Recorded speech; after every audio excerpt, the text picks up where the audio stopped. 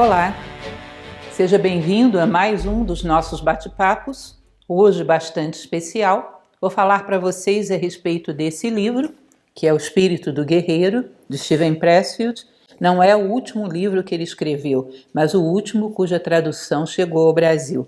Não estou ganhando nada da editora, diga-se de passagem, falo como admiradora da obra porque gostaria de compartilhar com vocês a reflexão desse livro, que é a mesma reflexão que paira pela obra de Pressfield como um todo. A questão da honra, da virtude, do valor, que aqui é muito bem acentuado naquilo que ele chama do código de honra do guerreiro. Na verdade, esse título em português não corresponde exatamente ao título original, que é o ethos do guerreiro, ou seja, o código de ética, o código de honra, não só para a batalha, mas também para a vida.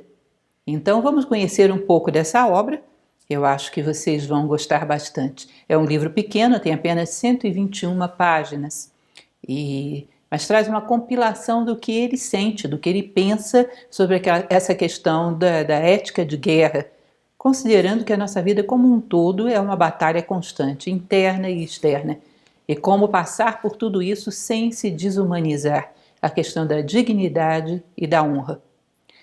Bom, uma coisa que já tive a oportunidade de falar para vocês a respeito desse autor, inclusive recentemente tive um diálogo com ele, uma live com ele, que foi uma situação que até hoje eu penso, bom, eu sonhei com isso, não aconteceu realmente, porque sou uma grande admiradora. Ele tem 12 livros, eu conheço grande parte deles, embora nós no Brasil tenhamos pouquíssimos traduzidos. Temos Portões de Fogo, A Guerra da Arte, que é esgotado, e agora esse Espírito do Guerreiro. Nós somos muito escassos de títulos de Pressfield em língua portuguesa. Ele nasceu em 1943, é um escritor norte-americano, roteirista, e que já tem cerca de 12 livros entre ficção e não ficção. E que gosta muito da ficção de fundo histórico, sobretudo voltado para grandes civilizações, para grandes guerreiros, para essa ética de força, de valor que o ser humano pode ter diante da adversidade. A sua obra-prima maravilhosa é Portões de Fogo, que mostra um aspecto totalmente inusitado da Guerra de Termópilas. E também tem um livro, que foi o seu primeiro livro de sucesso, que é A Lenda de Bagger Vance, que deu origem ao filme Lendas da Vida. Para quem não sabe, esse livro, que não existe em português, Bagger Vance é, na verdade, uma adaptação para o século XX nos Estados Unidos, primeira metade do século XX, da história do Bhagavad Gita hindu. Bhagavan nada mais é, Bagger Vance é o Bhagavan, que é Krishna. E o jogador de golfe, que era o protagonista do filme é Matt Damon, que faz esse papel, e o Bhagavan era Will Smith. Nós vamos ver que o jogador de golfe é Randolph Junnu, que nada mais é do que um nome adaptado para Arjuna, que é o guerreiro indiano do épico Bhagavad Gita. Ele faz isso de uma maneira muito delicada, com muita profundidade. Esse livro também é belíssimo e gerou um filme belíssimo, que eu convido aqueles que não conhecem, que é Lendas da Vida. Mas enfim, essa nova obra dele é uma compilação de muitas coisas. Uma compilação do que ele fala em Portões de Fogo, Tempos de Guerra, um pouco de cada coisa. E eu acho que vocês vão gostar bastante. Eu trouxe alguns episódios apenas para que vocês sintam o espírito do livro. Bom, ele começa logo no pórtico do livro, ele coloca uma frase de Plutarco, que aliás Plutarco é citado algumas vezes no livro com frases que ele possuía sobre os espartanos, bem interessantes. Ele tinha uma grande admiração pelas Termópilas e pelo que aconteceu ali. Para quem não conhece, em Termópilas, 300 espartanos, junto com mais 3.000 e poucos aliados, téspios e outros, enfrentam 2 milhões de persas, 2 milhões de persas comandados por Xerxes, com o intuito de, nessa passagem estreita, que era Termópilas, reter por 3 dias a passagem dos persas, para que lá atrás os gregos tivessem tempo de se preparar e derrotar os persas, como de fato aconteceu um ano depois. Ele segura os persas, já sabendo que iam morrer, eles seguram os persas por tempo suficiente para que a Grécia pudesse se defender. Esse episódio histórico maravilhoso, ele estuda profundamente e constrói um livro sobre isso, que é imperdível, Portões de Fogo. Mas então ele começa com essa citação de Plutarco que diz o seguinte: os espartanos não perguntam quantos são os inimigos, mas onde eles estão. Isso é muito bonito, muito sugestivo, né? Quantos são, como estão armados, não me interessa. Onde estão eles? E vamos lá. Esse era o espírito dos espartanos, que tanto admira Pressfield. Pressfield é um escritor maduro o suficiente para saber que os espartanos tinham as suas imperfeições. Sim, todas as civilizações tiveram. Não houve ainda na história uma civilização perfeita, porque nós somos seres humanos que somos, como Platão dizia, mistura de um e do outro, de luz e sombra. Mas é evidente que em todas essas civilizações houve grandes aprendizados para levarmos para o futuro. E o que ele nos mostra é exatamente esse aspecto que era a luz de Esparta, que era o seu código de honra, e como isso era o orientador, dava a tônica daquela civilização, o seu aspecto luminoso. Portanto, cuidado com a morbidez, mas Esparta tinha isso, tinha aquilo outro. Tá bom, nós também. Nós provavelmente temos mais aspectos sombrios do que Esparta. Portanto, vamos aprender, pelo menos por hoje, pelo menos nesse momento, a olhar o aspecto luminoso que nos mostra Pressfield. Ele vai dizer que o código de honra de um guerreiro, isso é importante porque depois ele vai colocar isso dentro da vida da sociedade, o código de honra de um guerreiro é saber ser humano no meio do mundo, saber encontrar a sua identidade, tanto na sua vida interior quanto na vida em sociedade. Ou seja, o código de honra de um guerreiro é um código de sobrevivência como ser humano. Serve tanto para tempos de paz, entre aspas, porque nunca estamos tão em paz assim, quanto para tempos de guerra propriamente dita. Ele vai falar um pouco sobre a mentalidade de Esparta. Esparta tinha uma mentalidade que não era simplesmente dos guerreiros, estendia-se para todos os moradores. E muitas dessas frases, muitos desses episódios, a gente conhece historicamente. Por exemplo, das mães de Esparta, que diziam para os seus filhos que eles voltassem ou com o seu escudo ou sobre ele, mas com honra.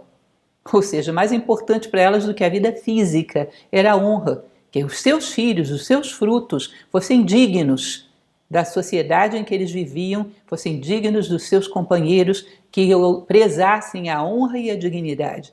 Isso é alguma coisa interessante, porque se vocês considerarem o aspecto feminino de amor aos seus, sobretudo filhos, isso é fortíssimo.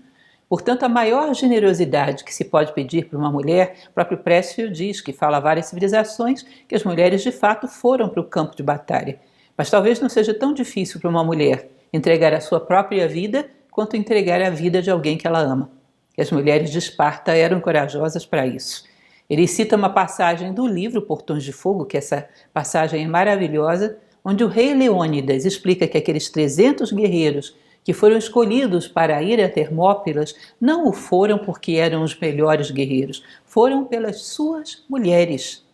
Porque quando Esparta defendesse toda a Grécia nos Portões de Fogo, todos os olhos da Grécia se voltariam sobre a cidade.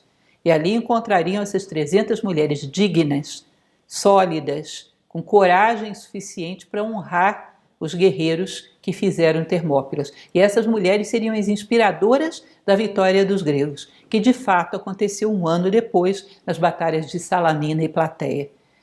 É muito interessante, muito bonito. Se diz que verdadeiramente em Esparta choravam as mulheres cujos filhos não foram escolhidos, e não aquelas que os filhos morreram com honra.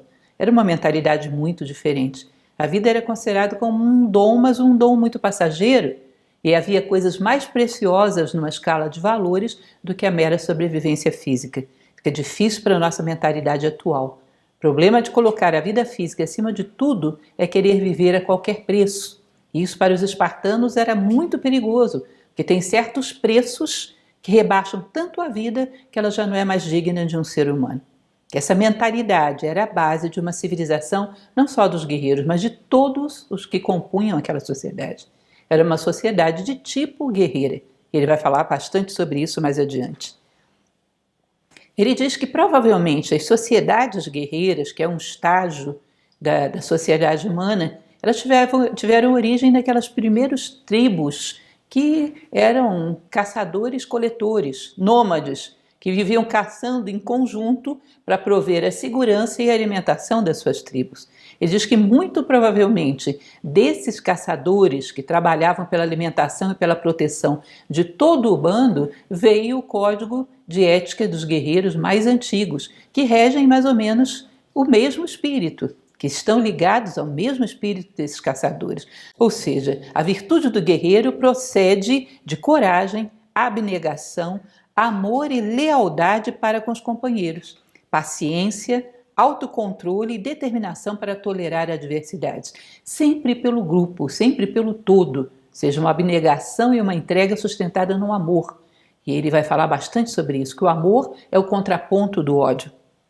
E só esse amor é capaz, de fato, de gerar grandes guerreiros, que são capazes de pensar no todo e não apenas em si próprios. Teria nascido nesse estágio, onde a civilização batia, aquela pequena civilização, aquele broto de civilização, combatia juntos todos os seus componentes pela sobrevivência do grupo.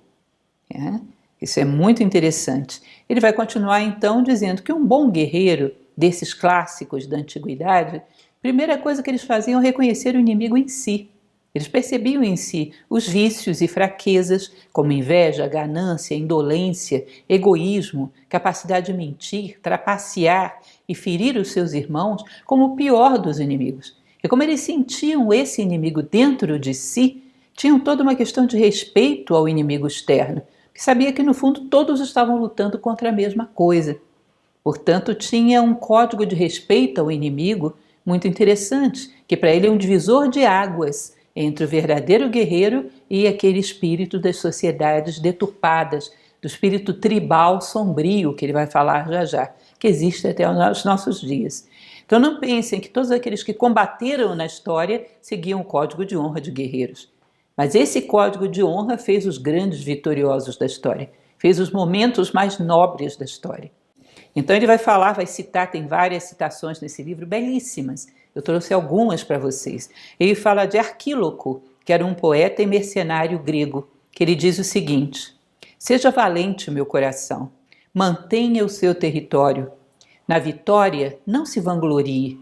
Na derrota, não caia em prantos. Essa era a grande dignidade do guerreiro. Humildade na vitória, fortaleza na derrota. E paz de espírito, porque se ele deu o seu melhor, se ele travou a boa batalha, ele está em paz consigo mesmo. Feliz, vivo ou morto, em paz consigo mesmo.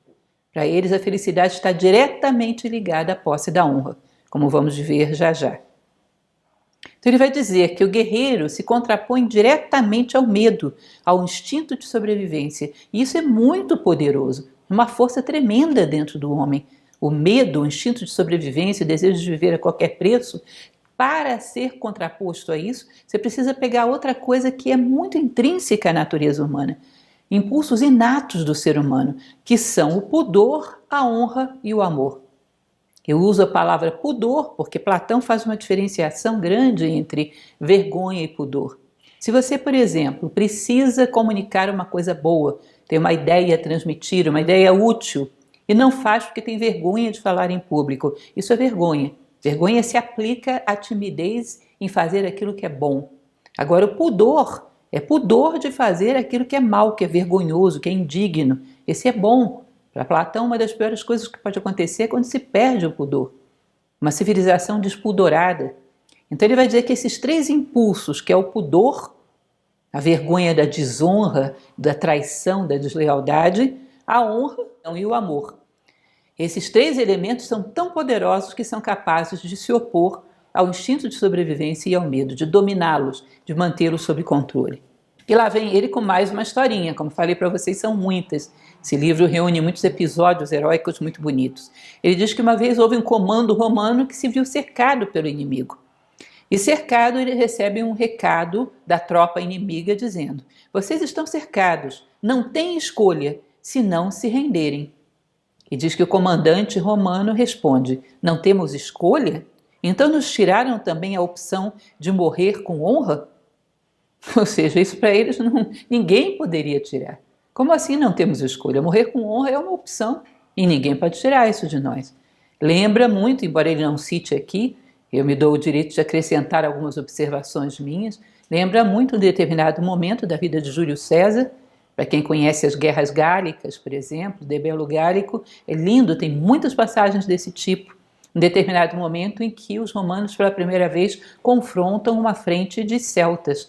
Os celtas eram homens muito grandes, não eram como os latinos, tinham uma estatura enorme e tinham um hábito de guerra violenta.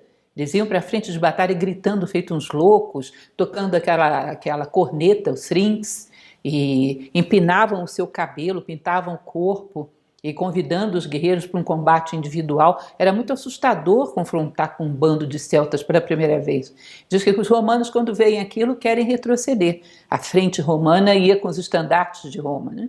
Diz que Júlio César olha, vê o medo da sua tropa e diz: bom, se vocês quiserem retroceder, retrocedam sozinhos, mas deixem os símbolos de Roma, porque os símbolos de Roma nunca retrocedem. E diz que ele avança sozinho. E os guerreiros, logicamente, despertam e vão atrás, motivados, despertos pela dignidade do seu líder. E esse espírito, para Pressfield, é o fundamental, é o que costura, o que alinhava essa união que existe no meio dos guerreiros. Um respeito profundo a um líder, a um rei, que dá a eles o exemplo do que é trabalhar pelo todo. E um espírito de união onde o grupo sempre vale mais do que o individual. Continuando, ele vai falar que vários povos tiveram esse ethos, esse código de honra, que sempre é inculcado por um regime de treinamento e disciplina social, não apenas para os guerreiros, para que todos entendam e todos incentivem esse amor à honra, à dignidade e à glória, e que culminava em algum tipo de iniciação. Às vezes uma celebração religiosa, algo que mostrava que aquele guerreiro estava, a partir daquele momento, pronto a servir a sua civilização, pronto a servir ao seu povo. No caso dos espartanos, isso era também muito claro. Para quem gosta, por exemplo, de Christian Jacques, que é um outro escritor que escreve romances históricos muito interessantes e muito focados no Egito, ele conta um episódio, claro, que é ficção histórica, mas muito bem fundamentada na história do Egito. Um momento em que Ramsés é colocado pelo seu pai para confrontar um touro, ainda muito jovem. No momento que o touro se aproxima, ele teria que derrubar o touro, era muito jovem, o pai o tira e o próprio pai confronta o touro. Mas ele queria que o menino aguentasse até o último momento, a prova de iniciação dele. De maneira que mostra que esse espírito está presente realmente em muitas civilizações antigas, onde a honra era um fator vital para a civilização. Era quase que uma liga que dava sentido à existência. Era um fator que não poderia ser dispensado jamais. Era aquilo que era inculcado nas crianças desde a primeira infância. Ele vai falar então da versão sombria da ética do guerreiro, do código de honra do guerreiro, que é o que ele chama das tribos gangues de drogas, de violência e terroristas em geral no nosso momento histórico. Eles têm algumas estratégias de guerra que são até eficazes, mas os fins são terríveis, são fins muito pequenos, muito vulgares, e que rebaixam totalmente, não consideram nenhum tipo de dignidade. Ele vai deixar claro como isso funciona. Ele diz o seguinte: essa guerra tribal, movida por ódio e não por uma sensação de dever ou de missão, por interesses, às vezes por avidez, é muito comum isso acontecer nos nossos dias, essas tribos são pacientes, ou seja, insistem sempre, não desistem nunca, são adaptáveis a situações de muita adversidade, resistem a situações muito duras, estão ligadas à posse de uma terra, que pode ser uma terra física ou uma terra psicológica, uma ideologia, algo que eles consideram como seu, alguma ideia que eles consideram como absolutamente verdadeira, e são hostis a estranhos, não têm esse ânimo de aprender de todos, são tremendamente ligados àquela mentalidade, ou está comigo ou está contra mim, ou seja, ou eu ou os outros, não é? São vingativas, nunca perdoam algum tipo de coisa que elas considerem como uma ofensa, são resistentes a mudanças, ou seja, não existe uma mentalidade de vamos ver melhor o problema, não, permanecem eternamente dogmatizados naquele ponto de vista. Mudanças humanas, mudanças no sentido de ampliar consciência, não, um ponto de vista congelado, estatizado e eternamente o mesmo. Praticam a opressão a mulheres, trabalham apenas para o benefício daquela tribo, são absolutamente indiferentes à dor do outro ou à injustiça com o outro, absolutamente egoístas, e trabalham com a desumanização e demonização do inimigo, ou seja, o inimigo é algo que não é humano. Aliás, esse é um dos perigos que existe em tempos de guerra, quando um dos lados começa a considerar que o outro não é um ser humano, é um monstro, é qualquer coisa que pareça, porque aí a guerra começa a perder totalmente a ética, começa a perder totalmente os seus códigos de honra. Para quem assistiu esses dias a live que fiz sobre Simone Weil, em plena Segunda Guerra Mundial, com a França ocupada, ela combate essa mentalidade. Ela diz: não me venham dizer que os alemães são monstros. Os alemães estão sendo comandados por um ditador louco, e nós franceses, se fôssemos comandados por um ditador louco, também seríamos fáceis de convencer e de manipular. Portanto, não venham desumanizar o inimigo. Simone Weil falava sobre isso também, que é interessante. Um certo paralelismo de tantas tradições, de tantas pessoas falando mesmo. Tantas pessoas que admiram na história, que admiram esse código de ética do guerreiro. Simone Weil se alista na Guerra Civil Espanhola. Helena Blavatsky participa da guerra ao lado de Garibaldi. Siri Han, que também é um sábio que eu gosto muito, admirava tremendamente Napoleão. Ou seja, muitas pessoas apreciam esse código de ética do guerreiro. E nós vamos ver, sob o ponto de vista de Pressfield, por que isso é tão necessário. Não é, as pessoas querem que a gente faça guerra. Não, ninguém quer que você faça guerra. Aliás, quer que você saia da guerra. Mas para sair da guerra você tem que conhecer o código de ética para chegar do outro lado sem se desumanizar. Porque em guerra já estamos. Permanentemente, guerra de paixões, de ódios, eternamente pequenas tribos lutando e tentando prevalecer umas sobre as outras. Ele vai continuar então dizendo que a limitação de tamanho desses fundamentalistas, tribos, gangues e terroristas sempre é uma justificativa para eles apelarem para tudo.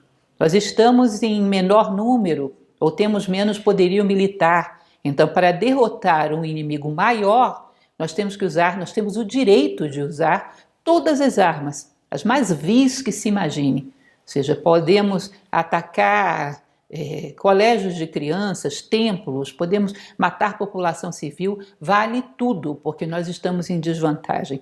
E sofrem uma tremenda paranoia, uma mentalidade de perseguição. Tudo que se faça em qualquer lugar do mundo é visando eles, visando contrariá-los, visando a eles, visando de alguma maneira dizimá-los, ofendê-los, seja lá o que for. Como se eles fossem o centro do mundo. Todas as movimentações do mundo é para atingi-lo. E isso é a mentalidade da tribo, da gangue, uma mentalidade meio esquiva que lança a mão de qualquer coisa para chegar à vitória, sem nenhum tipo de escrúpulo, nenhum sentido de humanidade. O inimigo não é um ser humano, é um monstro, que não tem que ser, digamos assim, tornado um aliado, ele tem que ser eliminado, não tem que ser convertido num amigo. Ele tem que ser eliminado, não há lugar. Sabem aquela história de que esse mundo é pequeno demais para nós dois? Isso é a máxima fundamentalista, quando na verdade a gente sabe que nesse mundo ou cabemos todos ou não cabe ninguém. Já o ethos do guerreiro trabalha com forte respeito pelo inimigo, considera o inimigo como um potencial amigo futuro e considera que todos são dotados de uma humanidade plena. Pressfield, num determinado momento do livro, ele conhece muito, estudou muito a respeito, por exemplo, das batalhas de Alexandre. E ele diz que quando Alexandre Magno chega à Índia, a maior parte das suas tropas já não era de macedônios, mas de exércitos inimigos que, uma vez derrotados, os guerreiros se converteram e começaram a lutar com Alexandre. Converteram-se à causa macedônia. Quando ele chega à Índia, a maior parte dos que lutam com ele são ex-inimigos convertidos em amigos. Isso é bem interessante, né? Ele vai dizer uma coisa que também é bastante forte, que essa mentalidade tribal, violenta, ela usa o ethos, ou seja, a ética, a honra e o senso de dever, de dignidade do guerreiro contra ele. Então o verdadeiro guerreiro, nunca atacaria a população civil, nunca mataria mulheres e crianças como alvo, nunca faria isso. Ele vai e faz, para dar a impressão para o inimigo de que ele é louco, ele é desvairado, vale tudo, para que o inimigo desça ao nível deles. Porque quando ele quebra todos os protocolos de qualquer ética de guerra, ele tenta puxar o inimigo para o campo dele, que é o campo do vale tudo, Porque nesse campo ele reina soberano, porque ele é de fato capaz de tudo. Não respeita as suas próprias crianças, as mulheres da sua própria cultura, não respeita nada. E nesse campo ele pode muito. Então ele tenta vulgarizar a ética do guerreiro. Vai dizer que isso acontece em guerrilha urbana, em terrorismo, em quadrilhas, grupos mafiosos, seja o que for. Essa mentalidade de tribo que não tem nada a ver com a ética do guerreiro e de fato vale tudo. E de fato lança-se mão de qualquer coisa. Tem uma passagem muito bela que eu fiz questão de trazer para vocês, que é de Portões de Fogo, que ilustra muito bem esse tratamento com o inimigo que ele trata nesse livro. No momento em que os 300 de Esparta, junto com seus aliados, já haviam sido praticamente todos derrotados, porque eles foram traídos, né? E os persas conseguiram cercá-los, mesmo sendo tão poucos, talvez eles tivessem resistido muito mais se não tivessem sido traídos. E esse grupo que sobreviveu é cercado pelas tropas de Xerxes. Xerxes tenta negociar a rendição, Leônidas não aceita, e num último momento Leônidas passa em revista a sua pequena tropa que havia sobrevivido, chega para um general seu, Dianeques, e pergunta: esses persas, esses guerreiros que estão aí, você os odeia? E Dianeques diz: claro que não, eu vejo faces gentis e nobres. Não são poucos, acho eu, que seriam acolhidos com tapinhas nas costas e uma risada em qualquer mesa de amigos. Leônidas ri, gosta da resposta do seu general, mas de repente entristece o seu semblante. E ele diz: eu lamento por eles. Vejam bem, era um grupinho de homens prestes a serem massacrados, cercados por inimigos. E Leônidas se entristece e diz: eu lamento por eles. Disse, indicando os valorosos inimigos tão próximos: o que eles não dariam, pelo menos os mais nobres entre eles, para resistirem aqui conosco agora? Ou seja, bons guerreiros deve haver aí. O que eles não dariam para estar conosco agora, para ter essa oportunidade desse momento heróico, esse momento de valor? Ele tem pena dos guerreiros que estavam prestes a massacrá-lo, por não terem tido essa oportunidade histórica de honra e de dignidade. Isso é muito interessante e mostra um pouco disso. Parece uma loucura para a gente. E é uma loucura exatamente porque nós perdemos a fé em nós mesmos como humanidade. Não entendemos coisas desse tipo.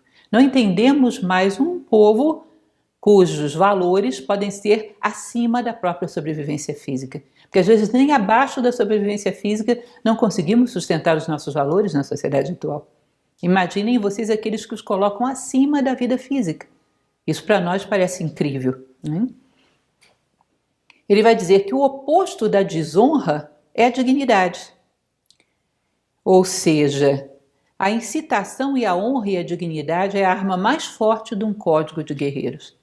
Portanto, ele desde cedo, dentro de uma civilização desse tipo, heróica, guerreira, é incitado ao forte amor à dignidade, o respeito por si próprio, como base da postura em guerra. Ou seja, o principal treinamento militar não era como manejar armas, mas como manejar as suas próprias emoções, como manejar os seus próprios valores, como ser digno deles, ser digno do seu irmão, ser digno da civilização que você vive. Em Tebas, no Egito, havia uma frase que dizia: feliz daqueles que vivem em Tebas, feliz daqueles que morrem em Tebas.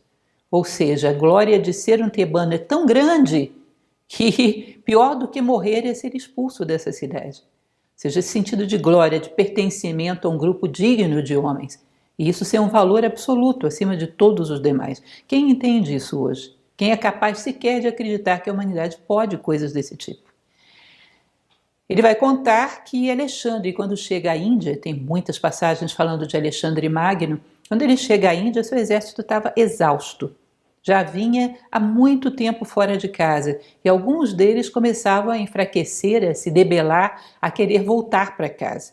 Aí, num determinado momento, quando ele sente esse rumor nas suas tropas, diz que ele se desnuda, que aparece diante dos seus guerreiros e diz: essas cicatrizes em meu corpo foram adquiridas por vocês, meus irmãos, apenas na parte da frente do corpo, ou seja, enfrentando o inimigo, não dava as costas ao inimigo. Que se apresente a mim aquele que sangrou mais do que eu, ou que resistiu mais, e me renderei à exaustão de vocês, e voltarei para casa. Ou Ou seja, quem sangrou mais, quem se expôs mais, quem esteve mais à frente do que eu? Apresente-se e eu me rendo a vocês e a gente volta para casa. E não houve nenhum. E os homens se envergonharam da sua debilidade, recuperaram o ânimo e continuaram com seu rei. Ou seja, dentro dessa mentalidade era muito pior, eles tinham muito mais medo do descrédito do seu irmão, do seu companheiro, do que da lança do inimigo. Isso era um código. Muito mais medo da desonra diante dos seus irmãos honrados do que da lança do inimigo. E isso era fortíssimo. Isso dava um espírito de coesão que não é brincadeira. Recorda Júlio César, no momento da Guerra Gálica, em que ele elogia os celtas, e isso é verdade, ele estava combatendo com um povo feroz. Tá? As guerras gálicas, os galos, eram terríveis. E ele diz, bom, são bons guerreiros, só que vão ser derrotados, porque lutam cada um por si, e nós lutamos como um único homem. Ou seja, esse valor da união que esses grandes líderes eram capazes de gerar no seu grupo. Realmente um espírito de grupo. Outra coisa interessante que Prestes vai atentar é a frequência com que essas culturas guerreiras viveram em terras hostis. Parece que esse trabalho de lutar contra a adversidade da própria natureza é uma primeira formação para o seu caráter. Não é à toa que Platão não recomendava cidades localizadas em alguns lugares. Ele diz que eles inclusive rejeitavam terras muito fáceis, que ele cita uma frase do grande Ciro, rei persa, que dizia que terras macias criam povos indolentes. Ou seja, eles lutarem contra a natureza é uma primeira forma de afiar as suas ferramentas, para estarem preparados para lutar e prevalecer sobre todas as adversidades da vida. Que é bem interessante para se considerar. Se nós virmos os nossos amigos incas aqui do lado, prevalecendo sobre uma estrutura da natureza tremenda, ou montanhas de uma enorme altitude, ou costas desérticas, não havia muita opção ali. E olha o que os incas construíram, ora quem foram. Tá? Ou seja, pode haver algum fundamento nessa premissa, sim. Bom, para quem não sabe, Pressfield foi um fuzileiro naval, foi um mariner. Logo após a sua formatura, ele integrou a Força Naval Americana como mariner, e todo mundo sabe, isso tem um certo nome, né? Que as situações mais difíceis de guerras pelo mundo são sempre os mariners que vão lá. São guerreiros preparados para adversidades enormes. E ele fala muito desse ânimo que eles têm, desse sentido de honra e desse orgulho da adversidade maior. Para quem já leu A Guerra da Arte, ele vai dizer lá da mentalidade de marmita. Eles se orgulham de atravessar as maiores adversidades. Ele brinca, inclusive, dizendo que a maior contrariedade para um mariner é saber que houve alguma situação perigosa e o governo dos Estados Unidos mandou o exército e não eles. Isso para eles é uma ofensa, uma desonra. Ele vai dizer que quando ele entrou nessa tropa de mariners, o seu comandante falava que ali havia 2 salários. Um salário realmente em espécie, que não era tão bom, não era nada especial, mas um salário psicológico, que esse era enorme, que era orgulho, honra, integridade, ser parte de uma corporação com um histórico de missão, valor e glória, amigos que dariam a vida por você, e ser parte de tudo isso por uma vida. Ou seja, isso é algo que não tem valor. Dizia, é uma corporação que tem um histórico de dignidade impecável. Pertencer a isso e ter amigos que dão a vida por você e compartilhar de um código de ética desse tipo também é uma forma de remuneração. E você percebe que essa experiência marcou toda a vida dele como escritor. De fato, é uma experiência muito forte. Ele vai falar um pouco a respeito, talvez até como uma forma de não gerar em nós um preconceito, que entre os gregos, não só os espartanos, os atenienses também, e outros povos também, os tebanos, eles tinham também uma grande capacidade de guerra, embora a sua forma fosse diferente, o seu estilo fosse diferente de formação para a guerra, mas também tinha. Ele vai nos falar do epitáfio de Ésquilo, o grande dramaturgo, que escreveu mais de 90 peças, algumas delas chegaram até nós, é um nome imortal na Grécia. Ele manda escrever o seu epitáfio e não cita nada daquilo que ele escreveu, nada da sua obra literária. O epitáfio de Ésquilo é o seguinte: aqui jaz Ésquilo, o ateniense. De sua coragem na batalha de Maratona, os persas de longas cabeleiras têm muito a dizer. Ou seja, no seu epitáfio ele quis ser lembrado por isso. Da sua valentia, da sua coragem na batalha de Maratona. os persas têm muito a dizer. Nada dos seus dramas, nada do que ele escreveu. É interessante o que era a hierarquia de valor desses homens. O seu valor, as suas obras em segundo lugar. Ele vai entrar num assunto que eu achei maravilhoso a consideração dele. O que é o oposto do medo? Para vencer o medo só existe uma ferramenta. E o código de honra do guerreiro sabe muito bem disso. O oposto do medo é o amor. Dieneques, mais uma vez, que trava essa batalha junto, era um dos generais de Leônidas, que trava as Termópilas em 480 a.C. No último dia, diz que os guerreiros, quando eles já estavam praticamente cercados, viraram para ele e falaram: Senhor, no que a gente deve pensar para manter a coragem até o fim? E diz que Dieneques vira para eles e fala a seguinte frase: lutem apenas para isto, pelo homem que está ao seu lado. Ele é tudo e tudo está contido nele. Não pense em outra coisa, a não ser no homem que está ao seu lado. Esse espírito do amor ao companheiro, do amor ao grupo. Pense apenas nisso. Plutarco vai dizer que para um espartano, perder a sua lança, perder o seu capacete, tudo isso, o seu elmo, né? Tudo isso era digno de uma multa ou de uma repreensão. Perder o seu escudo era gravíssimo, porque era muito mais importante com o seu escudo defender o seu companheiro do que com a sua lança ou o seu elmo defender a si próprio. O grupo é muito mais importante do que o indivíduo. E a mentalidade de defesa do grupo é fundamental. Ou seja, esses elos de amor e de lealdade. Inclusive em tempos de paz, Licurgo, por exemplo, preconizava as refeições em comum entre os guerreiros, para que eles nunca perdessem esse laço de familiaridade, de amizade, de lealdade, de valores em comum. Ele dizia que as orações dos soldados, não só os antigos, mas até algumas corporações de elite do nosso tempo histórico, nunca é: Senhor, me poupe, mas sempre é: Senhor, não me deixe parecer indigno aos meus irmãos. Não me deixe ser indigno dos meus irmãos. Percebam, é algo muito difícil da gente entender. Essas são as fibras de uma coisa chamada honra, dignidade, que faz com que a humanidade seja viável, porque somos todos, não somos um só. Um só combate-se facilmente. Mas quando tecemos essas fibras da dignidade e da honra, somos invencíveis. E nascemos para isso. Desde que éramos ainda antropóides, antes do Sapiens Sapiens, já vivíamos em comunidade, já tínhamos os genes dessa tendência a viver como grupo, mas ser grupo, e não ser um monte de indivíduos isolados, apenas contíguos, mas não conectados. Existe uma passagem que eu acho muito bonita, e eu lamento ainda, quero um dia, quem sabe, né, agora que tenho um contato com Précio, que incrível isso, falar para ele e conhecer um pouco a respeito dos nossos vizinhos aqui, os Incas. Os povos pré-colombianos em geral, mas os Incas muito especialmente, tinham um código de ética muito bonito.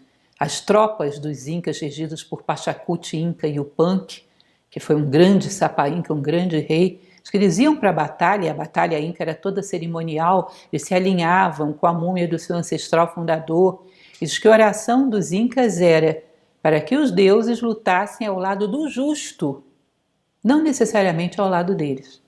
Porque pior do que perder uma batalha era ganhar em nome da injustiça. Vocês sabem o que é ter coragem de pedir uma coisa dessa? Que os deuses lutem ao lado do justo, não necessariamente ao teu lado. Porque se você, por engano, por ignorância, está ao lado da injustiça, é melhor que morra. Do que vencer com indignidade. Não querer viver a qualquer preço. E isso é uma coisa muito forte também nesse povo, que tem histórias sensacionais sobre isso. Existe todo um conjunto de histórias que giram sobre as batalhas dos Incas, ainda enquanto eram dignos, porque sofreram como qualquer povo a sua decadência. Bom, continuando, Précio vai dizer que a coragem é inseparável do amor e leva à maior das virtudes guerreiras, que é a abnegação. Com certeza, se vocês verem um diálogo platônico que é o Crátilo, isso é muito discutido pelos linguistas atuais, mas Platão dá a etimologia de várias virtudes. Uma delas, ele vai falar, é do heroísmo. Ele diz que vem de eros, o amor. Assim como coragem está diretamente relacionada a core, o coração. Você vê, por exemplo, uma mãe, quando vê um filho em perigo do outro lado do rio, ainda que ela não nade muito bem, ela se enfia e dá um jeito de chegar do outro lado. Ou seja, vence todos os seus medos para ir de encontro ao seu coração. E diz que isso é a grande fonte da coragem. Ele vai dizer que essa coragem associada ao amor vai gerar abnegação, que é algo que a gente conhece melhor sob o nome de entrega. A virtude da abnegação é entrega, por completo, a um ideal que justifica a sua vida. Nesse caso, a honra, a dignidade, a salvação da sua pátria, a preservação da sua pátria, seja lá o que for. Acho que é muito interessante, mais uma vez, uma história sobre Alexandre, que Alexandre caminhava com os seus soldados, com as suas tropas, por um deserto, um local extremamente seco. E tanto os guerreiros quanto os cavalos já iam resfolegando de sede, aquele calor tremendo, que alguns dos seus guerreiros da sua tropa acharam uma pequena fonte, quase que gotejando, e conseguiram encher um capacete com água e trouxeram aquele capacete para o seu rei. Ele agradece aos seus guerreiros por aquilo, mas lentamente derrama aquela água sobre a areia. Ele não beberia, deixando os seus guerreiros com sede. E aí disse que os seus guerreiros tomaram um fôlego tremendo, como sempre acontece, né, diante de um ato de honra, e teriam dito: com um rei como este nos liderando, força nenhuma da terra poderá nos derrotar. Com um rei como este, força nenhuma da terra pode prevalecer sobre nós. Percebam que tipo de vínculo isso gera com um grupo. Isso redobra a força, isso cria um sentido de honra fora do comum, que faz com que as esperanças e o protagonismo se multipliquem. E ele era muito capaz de gerar isso, e não era encenação, era legitimamente assim. Diz que Alexandre era tomado por uma paixão legítima pelos seus homens, pela sua tropa, de tal maneira que tudo que havia de ser sofrido, ele era o primeiro a sofrer. Ele era o que mais entregava, que faz parte de uma ética de guerra antiga, esse código de honra do guerreiro. Muito interessante, exatamente nesse sentido, é mais uma passagem do Portões de Fogo, outro livro de Pressfield, que eu trouxe para vocês, que é quando Xeones, que é o narrador do livro, inclusive, fala ao rei Xerxes, o rei persa, explica para ele o que é um rei. Xerxes, confortavelmente acomodado na sua tenda, sendo atendido com todo luxo, enquanto seus guerreiros lutavam, Xeones vira para Xerxes e diz o seguinte: vejam só, ouçam isso com bastante atenção. Vou dizer à sua majestade o que é um rei. Um rei não enfrenta o perigo de dentro da sua tenda enquanto seus homens sangram e morrem no campo de batalha. Um rei não janta enquanto seus homens passam fome, nem dorme quando eles estão vigiando sobre o muro. Um rei não exige lealdade de seus homens através do medo, nem a compra com ouro. Ele ganha o seu amor com o próprio suor e os sofrimentos de que padece em nome deles. O que significa o fardo mais penoso? O rei é o primeiro a se levantar e o último a cair. Um rei não exige o serviço daqueles que ele lidera, mas o fornece a eles. Ele os serve e não o contrário. Muito bonita essa passagem, que, como falei para vocês, pertence a um outro livro de Steven Pressfield, que é talvez o mais belo, pelo menos dentro da minha modesta opinião. Portões de Fogo trata exatamente da Batalha de Termópilas. Mais uma vez, ele cita que Alexandre, dentro desse espírito do rei que cativa os seus guerreiros e alimenta os seus guerreiros de glória, diz que numa batalha, quando havia terminado, que Alexandre parte, acampa com seus guerreiros, ele distribui todos os seus bens entre os seus guerreiros, de uma maneira tal que até o menor dos soldados ganha alguma coisa. Ele dá tudo o que ele tem, tanto na Macedônia, quanto nos locais que ele conquistou no meio do caminho, quanto tudo. Ele entrega e distribui entre os seus guerreiros. E um dos seus oficiais vira para ele e fala: e o rei não vai ficar com nada? E ele diz: eu fico com as minhas esperanças. E isso, mais uma vez, vai dando àquelas pessoas no sentido de dizer: esse cidadão não é normal. O que ele faz não é próprio de qualquer ser. E servir a um ser como esse é uma glória. Diz que Alexandre partia para as batalhas e os homens corriam atrás para não perder a oportunidade de estar com ele, pela tamanha admiração que ele provocava, pelo sentido de honra que ele insuflava em todos os seus guerreiros. Ele diz que a abnegação, voltando às colocações de Pressfield, ele diz que a abnegação produz coragem e desejo de retribuir, evoca a grandeza interior. Se um homem é grande, através do seu protagonismo, da sua ação no mundo, ele evoca a grandeza daqueles que estão à sua volta. E isso é belíssimo. Pena que é tão raro termos homens desse tipo, né? Conta mais uma ocasião em que um veterano se desgarrou do grupo de Alexandre e era uma época de inverno, um frio tremendo, e depois de caminhar meio a esmo, ele encontra novamente as tropas e chega meio cego de caminhar no meio do gelo e completamente congelado. E rapidamente, ele sem enxergar direito o que estava acontecendo, ele vê que um jovem o coloca sentado no lugar mais próximo ao fogo e vem com uma tigela de caldo quente e dá aquele caldo para ele, e aos poucos ele vai se aquecendo, se recuperando. Qual não é a surpresa desse veterano quando ele desperta e vê que quem tinha feito tudo aquilo era o próprio Alexandre. Ele quer se levantar, ele quer sair dali, Alexandre diz: não, fique aí, você é muito mais Alexandre do que eu. E esse diz que era uma forma de conduta dele, muito espontânea, e que dava essa coesão aos seus exércitos, que não eram só coesos, eles atraíam pessoas que iam aderindo ao longo da batalha, ao longo da sua caminhada. E ele era assim sem simulações, por pura paixão, por pura abnegação. Não quero dizer que Alexandre não fosse dual, não tivesse os seus defeitos, mais uma vez, voltamos ao ponto de partida. Mas o problema é sempre colocarmos o pior de tudo que passou pela história, sendo que todos têm um lado luminoso que pode nos ensinar demais. Eu costumo brincar com os meus alunos em sala de aula que se você quer apresentar um fruto tropical para um estrangeiro, você não vai pegar esse fruto na hora que ele está podre. Vai pegar no seu ponto de maior maturidade, de maior sabor. Você vai dizer, mas a podridão faz parte do ciclo de vida dele. Faz, mas não é o melhor momento para conhecê-lo. Oferecer um fruto podre é morbidez. A podridão faz parte do ciclo de vida de todos os seres, mas não é o melhor momento para conhecê-lo. Portanto, a luz, a glória, demais espalhada pela história, para nos tornarmos lixeiros da história. E essa morbidez é um vício atual. Ao invés de colher o alimento sadio, remexemos sempre o lixo.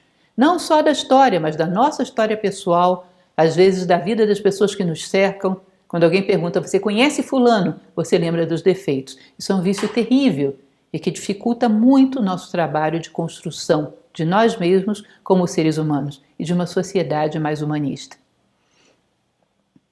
Ele vai falar que na antiguidade, Pressfield insiste que quando um guerreiro era premiado por bravura, nunca era porque matou muita gente, mas era sempre por atos de lealdade e abnegação. Diz que muitas vezes as condecorações começavam assim: fulano desprezando sua própria segurança, sem considerar a sua própria vida, embora ferido várias vezes e necessitando desesperadamente cuidar de si próprio, fez tal coisa pelo grupo. Ou seja, sem considerar as suas próprias necessidades, ainda que ferido, ainda que em dificuldades, fez tal coisa pelo grupo. Isso era a virtude que era considerada. A abnegação sempre se pautava sobre uma meta. O grupo é mais importante do que o indivíduo. O interesse do todo é mais importante do que o mero interesse egoísta da parte. Existe uma passagem, mais uma vez, das Guerras Gálicas, que não é de Pressfield, isso é meu, porque isso constantemente me lembra, que diz que Júlio César, uma ocasião, condena um dos seus oficiais em plena batalha por ter saqueado um cadáver. Os celtas muitas vezes lutavam com colares de ouro, com adereços, e teria sido saqueado um desses cadáveres, e César não admitia isso, porque ele dizia que o corpo já não pertencia a nós, já não era nosso inimigo, o corpo pertencia à família, ele permitia no máximo que se tomasse a espada. E um dos seus oficiais saqueou os objetos de ouro de um cadáver, e ele cria uma corte marcial em plena guerra. E as pessoas dizem, nós não podemos condenar esse oficial, porque nós somos poucos, precisamos dele. E ele dizia, é melhor perder a guerra do que perder o espírito de Roma. Porque se nós perdermos o espírito de Roma, eu já não sei mais pelo que estamos lutando. Ou seja, isso está espalhado em muitos lugares, gente. Em muitos momentos da história isso foi considerado como uma verdadeira meta. Seria muito bom que a gente usasse a nossa imaginação sem preconceitos. Reitero a vocês a minha visão de preconceitos. Preconceitos para mim são aqueles conceitos que você comprou pronto, que você não chegou a pensar, você não chegou a construir conceitos, portanto ficou no nível pré. Pegou só o pacote pronto da sociedade. Preconceito é próprio daquele que não para pensar e criar os seus próprios conceitos. Olhar esses exemplos históricos com olhos de primeira vez e tentar entender qual é o valor que estava por trás disso que hoje a gente vê de maneira tão preconceituosa. Continuando, ele diz que a frase mais comum de generais, de grandes generais ao longo da história era sigam-me. Ou seja, se a frase era sigam-me, é sinal de que ele estava na frente. Estava na frente e dava o passo, e dava a direção, e dava o espírito, inclusive. Ele levava o ânimo das tropas, estava o tempo todo pensando em como avançar em grupo, pensando o tempo todo em como manobrar o grupo, minimizar as perdas e não abrir mão de princípios. Sigam-me e não vão. Sigam-me, eu vou à frente. E ele dizia que também esses guerreiros, ao longo da história, muito dificilmente matar era considerado um sinal de honra. Ninguém era condecorado porque matou muita gente. Matar era considerado valioso quando isso era extremamente necessário e quando o adversário estava em igualdade de condições. Tinha tanta condição de se defender quanto você. Estava consciente da sua presença. Estava tão armado quanto você. Matar alguém covardemente era desonra. Ou seja, matar em si não tinha valor nenhum. Agora, se extremamente necessário e feito em condições de igualdade, dando ao outro o direito da defesa, sim, pode ter um valor. Ele cita inclusive o código dos guerreiros samurais, que era o Bushido, que proibia aproximar-se furtivamente do inimigo, aproximar-se pelas costas e coisas do tipo. Mais uma vez eu lembro dos nossos companheiros incas, que gosto muito dessa história, estudei bastante. Existem muitas histórias que a gente nunca sabe dizer se realmente aconteceu, que é uma história não tão explorada assim pelos historiadores, mas de qualquer maneira mostra uma dignidade muito grande. Disse que num determinado momento os espanhóis já tinham entrado pela América pré-colombiana e dominado quase tudo. E quando eles chegam a dominar Cusco, que era a capital dos Incas, os Incas saem e formam uma resistência em Vilcabamba, uma região que ficou muito tempo para ser descoberta, inclusive. Só foi descoberta muito recentemente, a resistência de Víticos, onde alguns dos governadores sapa-incas ficavam lutando de lá. E aí, uma ocasião, Pizarro teria mandado o embaixador para tentar negociar a rendição desses incas da resistência. E foi recebido por um desses sapa-incas, que evidentemente não negociou nenhum tipo de rendição. Isso era considerado indigno por eles. Quando esse embaixador ia se retirar, ele disse: vem cá, já que eu estou aqui, deixa eu fazer uma pergunta. Quando nós chegamos e começamos a guerrear com vocês, nós espanhóis, a nossa forma de fazer guerra deve ter sido uma surpresa para vocês, incas.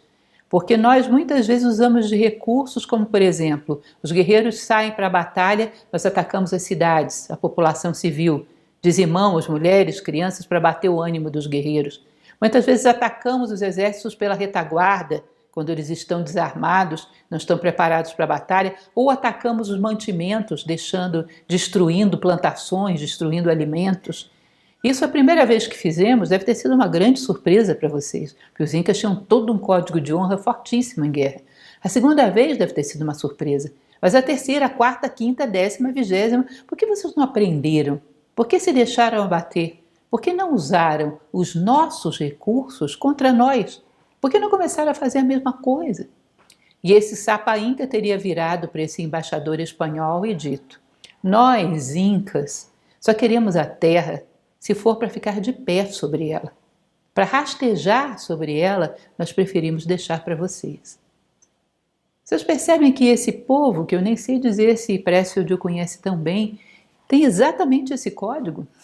Exatamente esse código. A vida física tem um valor e é um valor grande, mas exatamente para não retirar da vida o seu valor, há que haver valores maiores do que ela. Há que evitar rastejar sobre a terra. Colocar-se de pé é um atributo do corpo físico humano, mas também do corpo metafísico. Colocar-se de pé é honra e dignidade. É ser um pontífice entre céu e terra, é trazer valores ao mundo. Isso não pode ser desconsiderado, em nome de apenas sobreviver, pelo menos não para esses grupos.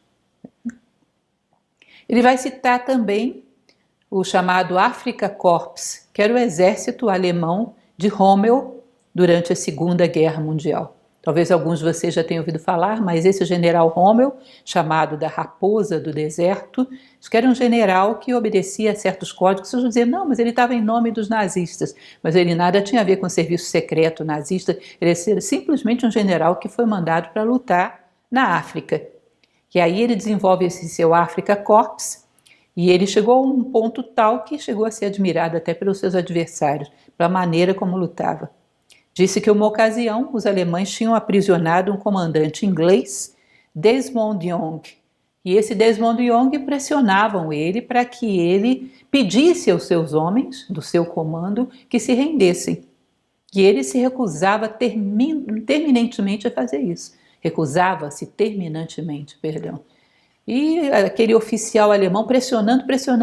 Nesse momento chega Rommel e pergunta o que estava acontecendo. E o oficial explica. E ele diz: claro que ele não vai fazer isso. Isso contraria totalmente a ética de guerra.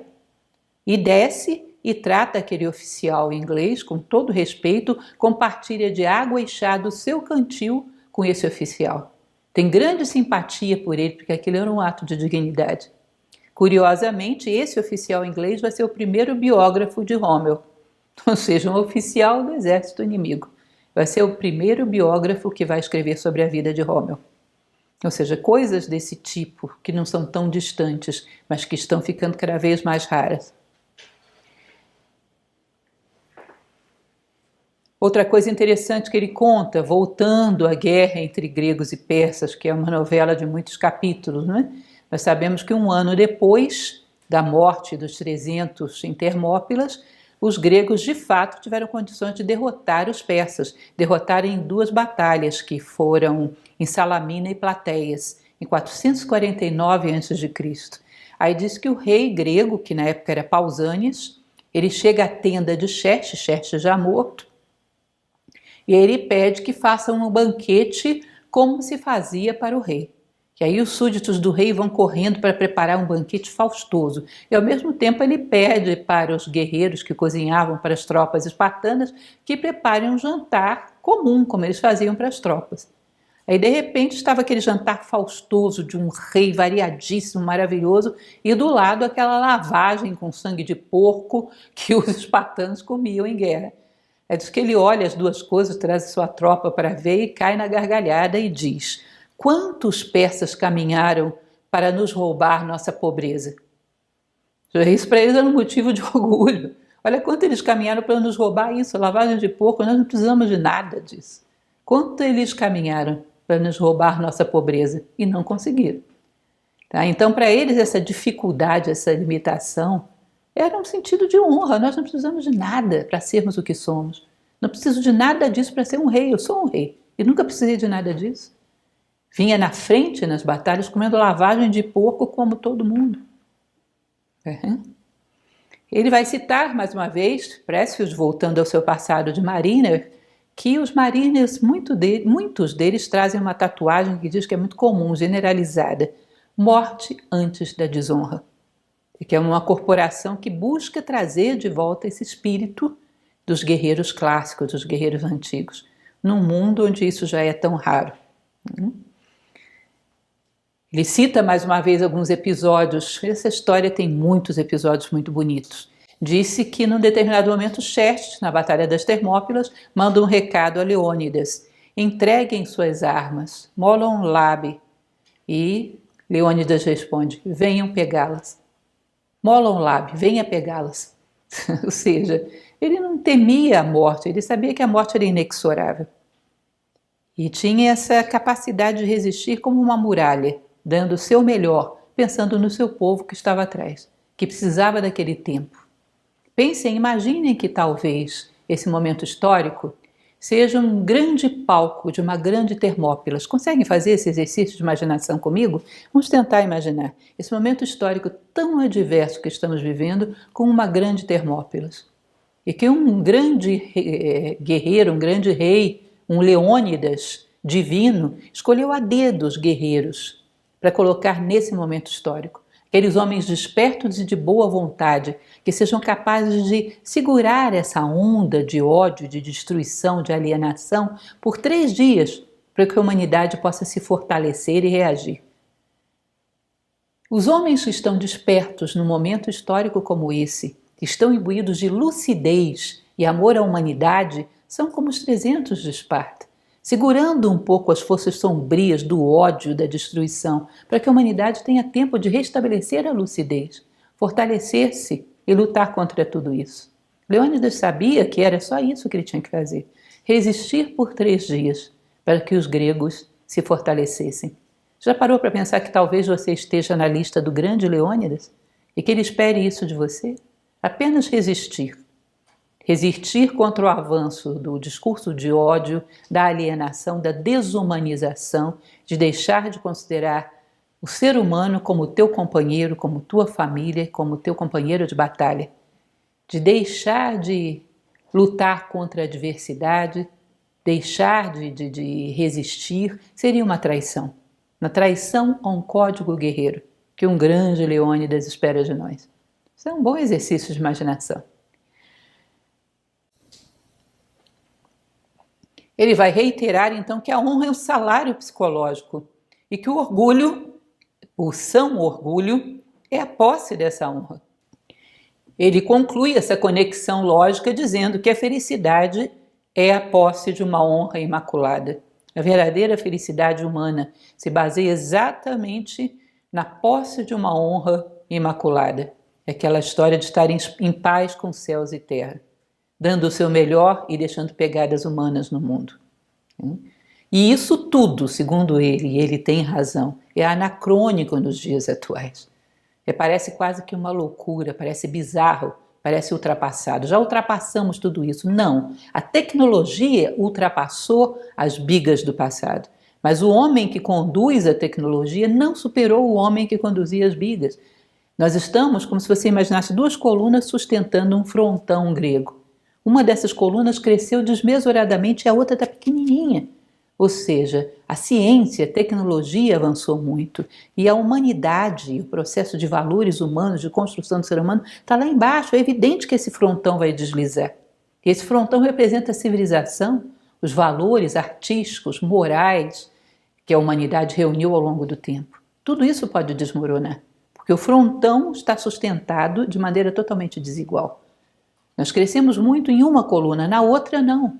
Talvez tenhamos até regredido na outra. O aspecto humano nosso hoje cada vez mais está entrando num nível precário. E o pior de tudo, um nível tribal. Ele dizia que a paixão por superar seus limites é aquilo que mais inflama o coração do guerreiro. Paixão por sair daqui maior do que entrou. Superar limites, poder mais, ser mais. Esse desejo de poder sobre si próprio, de poder virar o jogo, de poder lutar e proteger o companheiro que está ao seu lado. A ideia do escudo, da Andreia, a coragem em grego. Ele fala do humor sóbrio, que era muito comum dos guerreiros em batalha em Termópilas também. Ele vai dizer de uma passagem que é muito conhecida, diz que num determinado momento um dos aliados téspios vão longe, porque num determinado momento só que eles veem os persas, até então imaginam que eles são muitos. E um guerreiro térpio vai lá adiante e vê a multidão de persas vindo. Eram 2 milhões, gente. E os 300 espartanos, junto com seus aliados, eram 4.000 homens. Eram 2 milhões. Que é aí que esse térpio vem e diz, olha, são tantos homens que se eles soltarem as suas flechas cobrem o sol. E diz que Dianeques fala, melhor, lutaremos à sombra. Você percebe que ele não está fazendo uma ironia nem uma gracinha. Ele fala sempre como nós lutaremos. O que ele está querendo dizer para o seu povo, segundo Précio, é: eu sei que vamos passar por momentos difíceis, pessoal, mas estamos juntos nessa. Estamos lúcidos, conscientes, esse é o nosso dever e estamos juntos. Portanto, cabeça fria e vamos lá dar o nosso melhor. Tá? E que ele torna mais leve isso, não dá um aspecto dramático ao tratar com um certo humorismo, inclusive, né? Melhor, lutaremos à sombra. Os 300 de Esparta, se alguém já teve oportunidade de viajar por essa região, que hoje não é ponto turístico, Termopilai, a região das Termópilas, dos Portões de Fogo, há lá ainda essa placa e uma estátua enorme de Leônidas. E um poema nessa placa, que é um poema do grande poeta Simônides de Cels, que diz o seguinte: forasteiros passantes, aos espartanos dizeis que aqui nós jazemos, leais às suas leis. Isso é muito bonito. Dizeis aos espartanos, esses que aqui passam, que aqui nós jazemos leais às suas leis. E era o que eles queriam realmente que fosse dito. Ele vai falar de um assunto muito delicado, já encerrando quase a história, que são os veteranos de guerra, aqueles que voltam para casa depois de ter travado uma batalha, aqueles que sobrevivem. Ele diz, é muito comum que digam que essas pessoas vêm com traumas, com pânico, com um monte de problemas. Às vezes pode acontecer, mas às vezes o drama do veterano de guerra voltando para casa não é esse. Mas é o fato de que ele vive em uma sociedade civil que nada tem a ver com o código de honra guerreiro. É muito diferente de um espartano voltando para Esparta, onde o dia a dia de toda aquela civilização estava coerente com esse código.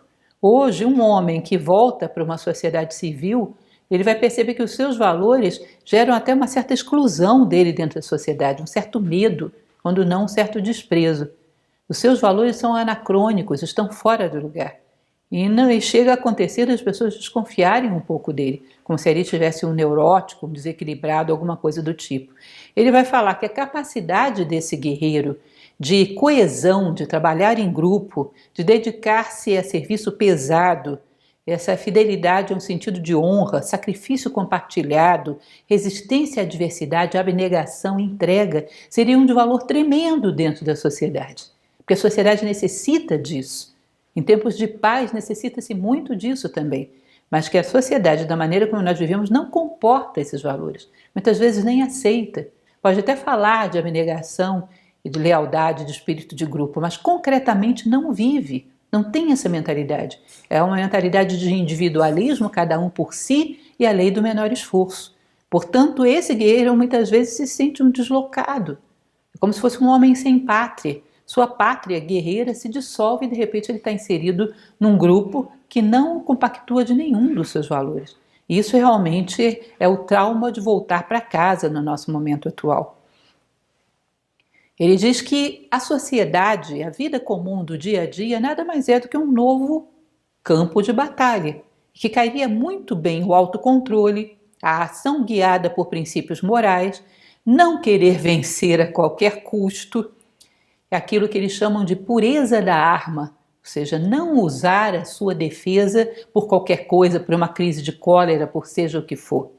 O descontrole moral do homem faz com que ele não possa ter nenhuma coisa que possa ser agressiva, porque não se confia no homem para portar a qualquer objeto que o torne agressivo. Seu descontrole moral é a pior das armas. Tá? Na mão de um homem descontrolado, qualquer coisa, um prato de cozinha se torna perigoso. Então ele diz que esses valores seriam muito úteis dentro da sociedade, seriam talvez uma operação de resgate. Ele fala mais uma vez sobre Alexandre, né, essa capacidade que ele tinha de coesão de pessoas à sua volta e como esse código de guerreiros é capaz dessa coesão, que é uma coesão que não existe na nossa sociedade. Muito raro, às vezes em pequenos grupinhos, no geral é cada um por si, como se fossem um monte de células isoladas que não trabalham pelo corpo. E isso condena à morte o corpo. Impossível trabalhar dessa forma. Essa coesão que a natureza levou um ciclo muito longo para construir no nosso corpo físico. Nesse momento, nós teríamos que ter capacidade de construir conscientemente entre os corpos físicos da humanidade. Conquistarmos um todo orgânico, que a ética guerreira clássica sabe muito bem como fazer isso. Porque, no fundo, a vida é uma guerra interior e exterior constante. As adversidades são constantes, as dificuldades constantes, e se nós não sabemos trabalhar para vencer as adversidades sem considerar o outro como um inimigo que tem que ser eliminado, ou eu ou ele, nós teríamos uma resposta que nos levaria, em toda a crise, a um patamar melhor de civilização. E nesse momento histórico precisaríamos muito disso. Cresceríamos com as crises e não nos destruiríamos com as crises, que é muito comum acontecer. Ele fala de Ciro, mais uma vez, o rei persa, que ele diz que quando ele vencia, ele dividia o espólio, não só entre os amigos, mas até com as pessoas daquela cidade, o espólio de guerra. E ele costumava dizer que a única coisa que ele concorria com os adversários era em generosidade, que ele queria ser mais útil para os seus adversários do que eles jamais poderiam ser para ele. A única coisa que ele concorria, ele queria vencer em generosidade, em integridade e em honra. Queria ser mais útil do que jamais alguém poderia ser para ele. Bom, isso era um general e um rei que ia à frente das suas tropas, a glória dos persas, o rei Ciro. Alexandre dizia que a nossa conduta estimule todos os homens a desejarem ser nossos inimigos, que a nossa conduta estimule todos os homens a desejarem ser nossos amigos e a temer nossa inimizade. A nossa conduta inspire nas pessoas respeito e desejo da nossa amizade e medo da nossa inimizade. Ou seja, a nossa conduta é um fator de coesão.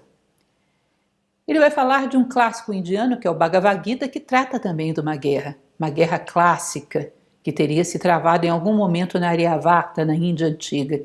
Mas que esse livro é altamente simbólico e, na verdade, se refere à guerra interior do homem. Ele é uma metáfora que fala de uma guerra que está se passando dentro do homem, onde a consciência, à frente das nossas virtudes, luta para derrotar os nossos vícios. E é uma questão de sobrevivência. Ser vitorioso sobre si mesmo é a maior das batalhas. Interessante porque, inclusive, o Dhammapada, que é o livro sagrado dos budistas, diz o seguinte, que maior do que aquele que vence 1000 homens em batalha é aquele que vence a si mesmo.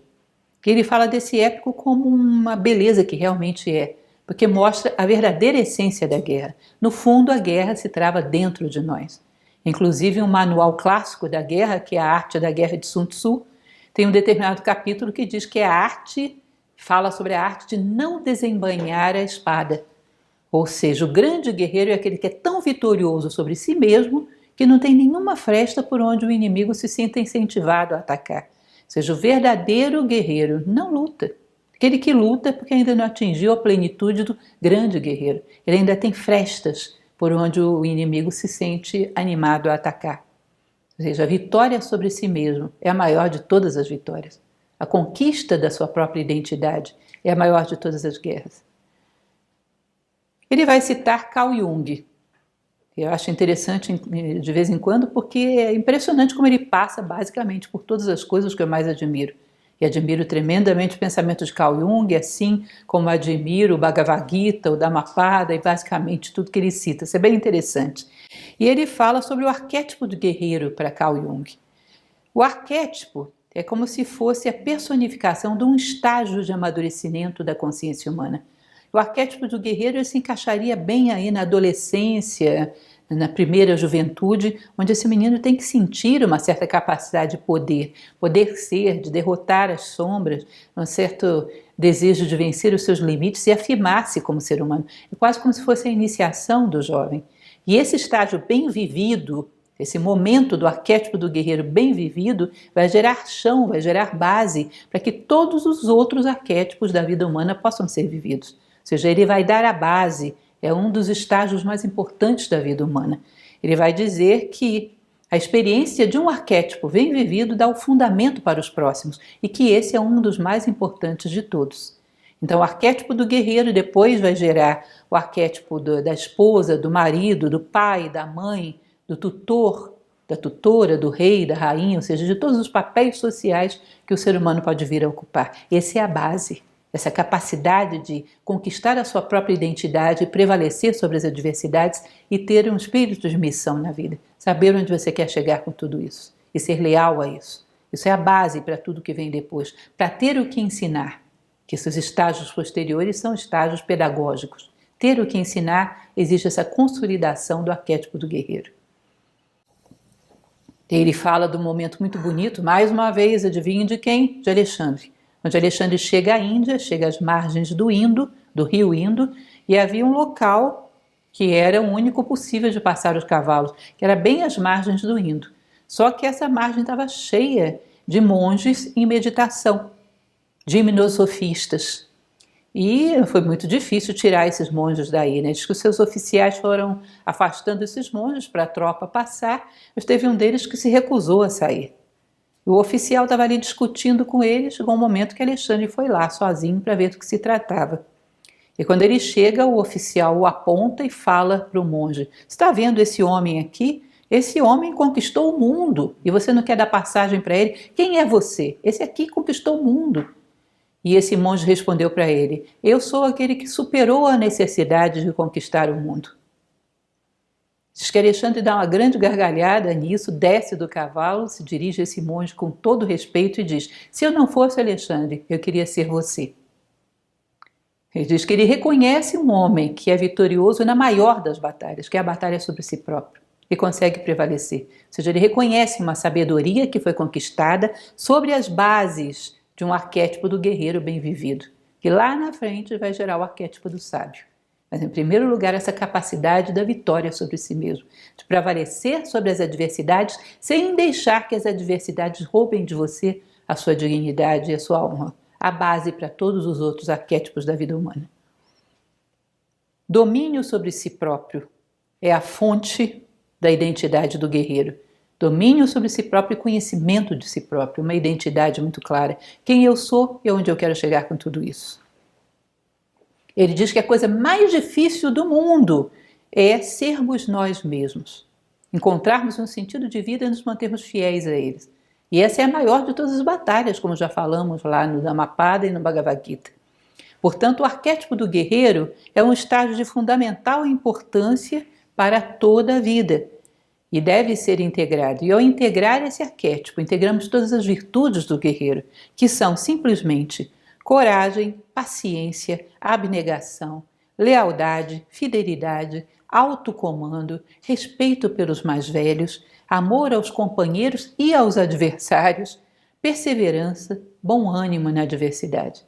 Agora imaginem vocês como precisamos dessas virtudes para que os nossos tempos de paz sejam realmente de paz. Porque hoje já não dá para delimitar muito bem quando a gente está realmente em paz. Transformamos a vida civil numa guerra. Esses são valores fundamentais para que a gente possa dizer realmente estamos em paz, conosco mesmo e com os outros, como base que se assenta a vida de um homem e a vida de toda a sociedade. E por fim, para concluir para vocês, eu não poderia deixar de trazer também uma outra obra maravilhosa, que vocês sabem é o meu livro predileto, e essa passagem é do Ramayana, muito bonita, quando um Brahmane Vasista se dirige a Sumantra, que era um kshatriya, um guerreiro, o auriga, o chefe do carro de guerra do príncipe Rama. E num determinado momento ele decide levar a Rama para o exílio, que aquilo era necessário, fazia parte do Dharma. E ele resistia a princípio, mas acaba se entregando à sua missão. Vasista, que é o Brahmane, chega para esse kshatriya, esse guerreiro, e diz o seguinte: com que então ainda existe um bom coração no reino de Kosala? Vejo honra, vejo de novo o Dharma de orgulhosos guerreiros, o Dharma da bondade e da bravura, que alegremente se desfaz do corpo no campo de batalha. Vejo lealdade, habilidade e coragem mais uma vez. Esse é o Dharma Kshatriya de que me lembro. É bom de se ver, meu velho. É bom de se ver. E é isso. Eu deixo isso para vocês. Espero que vençam os preconceitos e possam ouvir em paz, porque na verdade aquele que supera a sua guerra interior conquista de fato a paz. E nós precisamos de mais disso nesse momento. Isso não é uma chamada para a guerra, isso é uma chamada para a ética e para a pacificação, para resistirmos às nossas paixões, às nossas debilidades, para sermos vitoriosos sobre nós mesmos e pensarmos no todo. Sentirmos que os nossos companheiros de batalha são toda a humanidade. Eu espero que isso seja uma inspiração. Um abraço a todos vocês.